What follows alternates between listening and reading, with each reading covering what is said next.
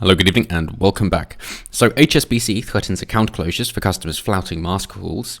Yes, as in if you wish to not wear a mask inside their branches, then they reserve the right to close your account. But you might be concerned about this, that you have to be muzzled in order to have a bank account. But hey, maybe I can avert your fears, because obviously other banks have similar policies, but you won't be needing a bank if you don't get vaccinated, of course, as Pimlico plumbers have decided to dive headfirst into saying that, yeah, if you work for us, you have to be vaccinated. And this is a company that has a history of taking things to the Supreme Court and winning, and therefore they're not afraid to do it again.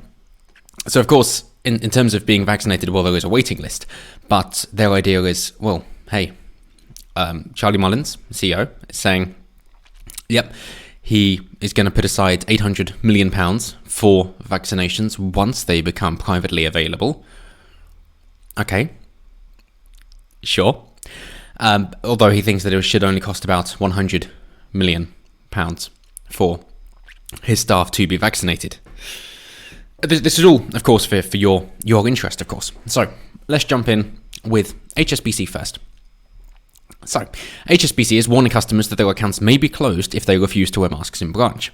The banking giant has issued a reminder that face masks are mandatory in all bank branches unless people are legally exempt. For those flouting the rules, it said it could result in accounts being closed. So, the head of branch network, Jackie Huey, said, "Our branch colleagues are key workers, continuing to go to work in our branches every day so that customers who need them can access essential financial services." So they've bought in hook, line and sinker. Then again, it is the Hong Kong Shanghai Banking Corporation.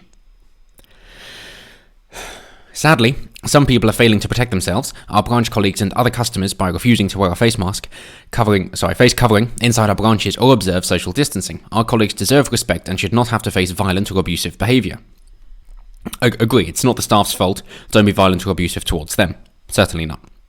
Consider whether you need to visit the branch or could manage your banking from the safety of your home via our digital channels. If you do visit us, please wear a face covering and maintain a safe distance from others. If individuals put themselves or our colleagues at risk without a medical exemption, we reserve the right to withdraw their account. And the key point there is, of course, at risk, because the way most people understand putting the workers or the staff, the colleagues, at risk, well, that would mean surely if you came in and tried to hold up the bank, if you were doing an armed bank robbery, then you're putting them at risk. That's the kind of thing that you're thinking. But no, of course, with the entire framing of this entire statement, it is understood that that just means if you wish to walk in like a regular person, then they reserve the right to withdraw your account.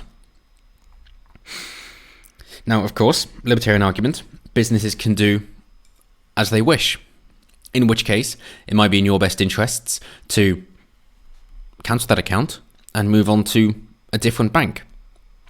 Which other bank? Well, Barclays said it asks customers to wear face masks at all times when visiting branches, and it displays COVID times to emphasize this.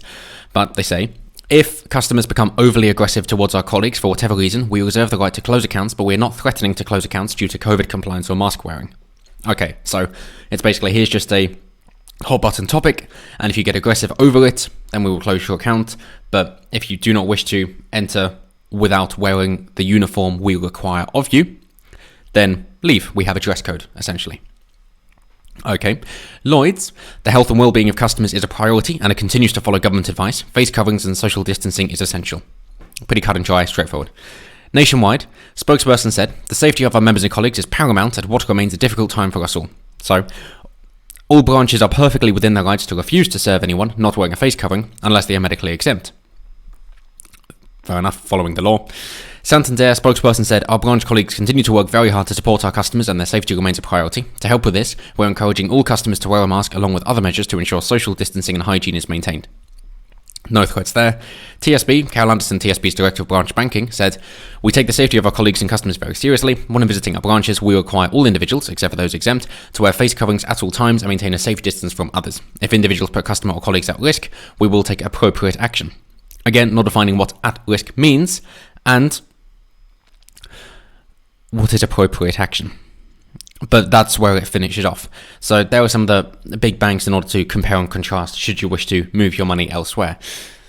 Is it legal for them to say this? Well, yes, unfortunately, it is. And when there is a company this big, then of course they want to be seen being in accordance with the law, and while they lobby to change it, of course, so that they get favourable terms to bring up the ladder behind them so that no one else can squeeze them out of the market.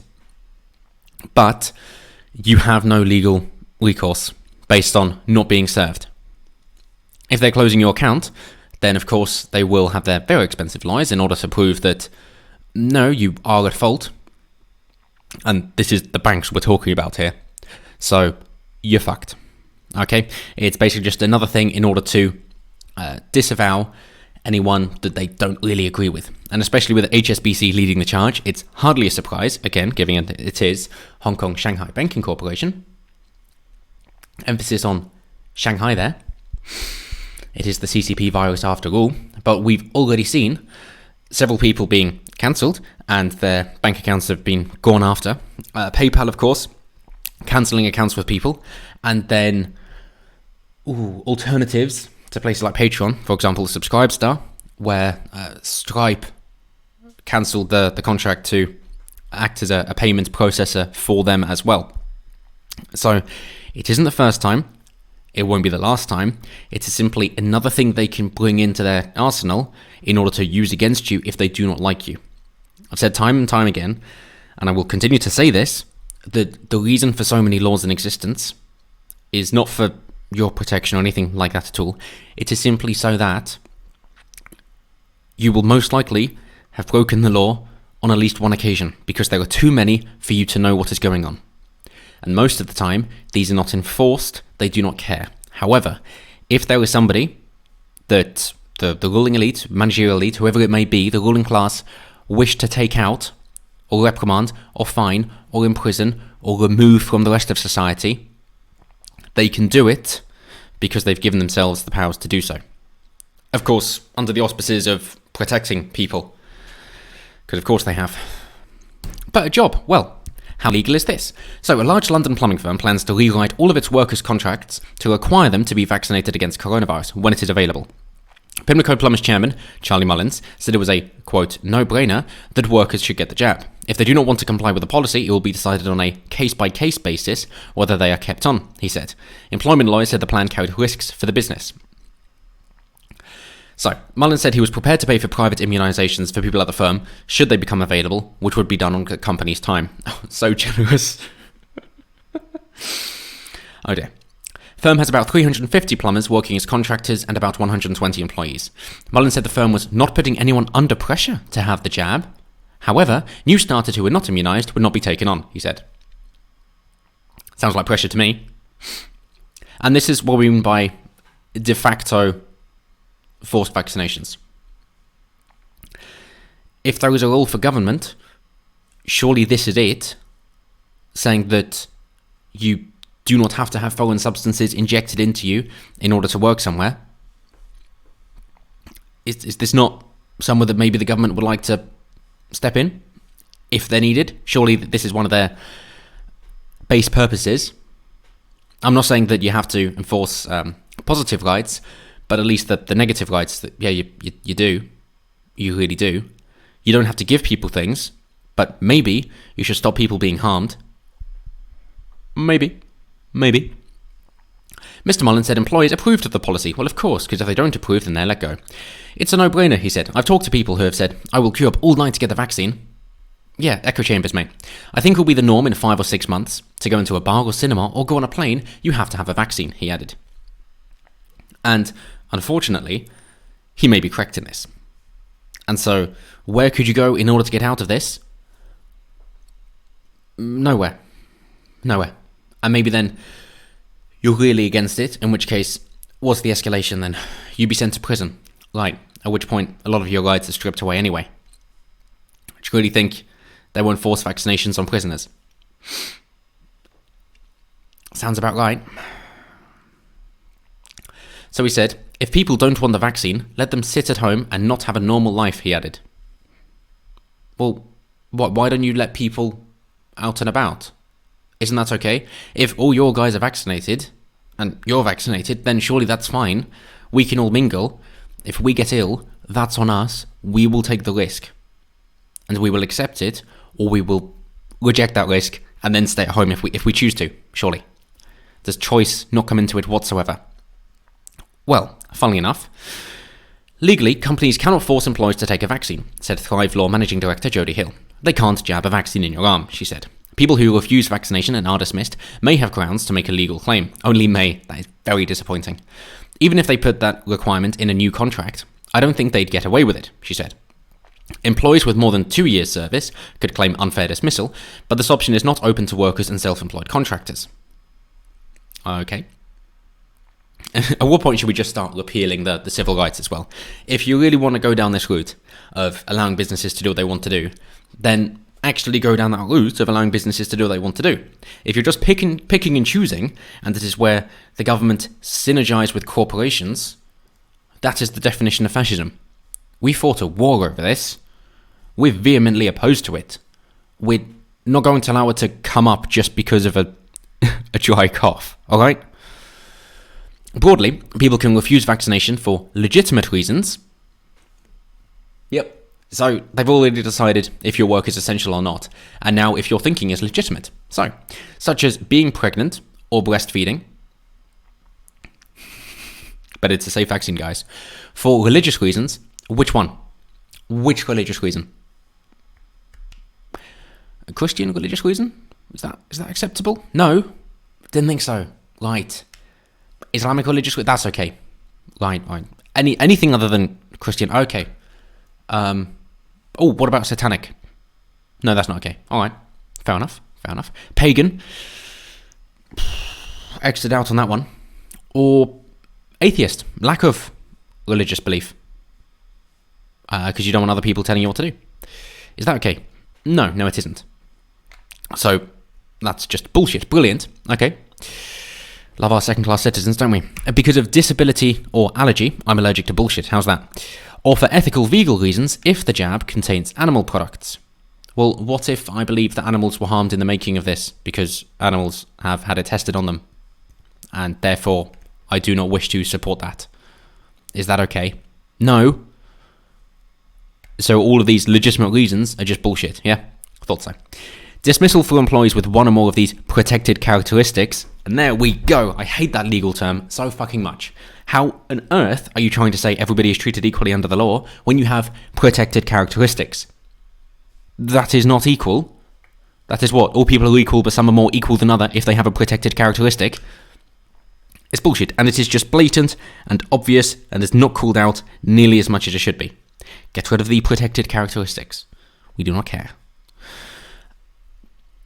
So that they could give rise to a discrimination claim. Yeah, because they're the protected ones, the chosen ones, the enlightened ones.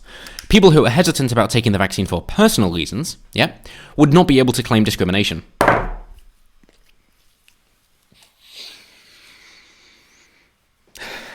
And surely that's got to be the end of liberty. I would like to make a decision about what happens to my own body.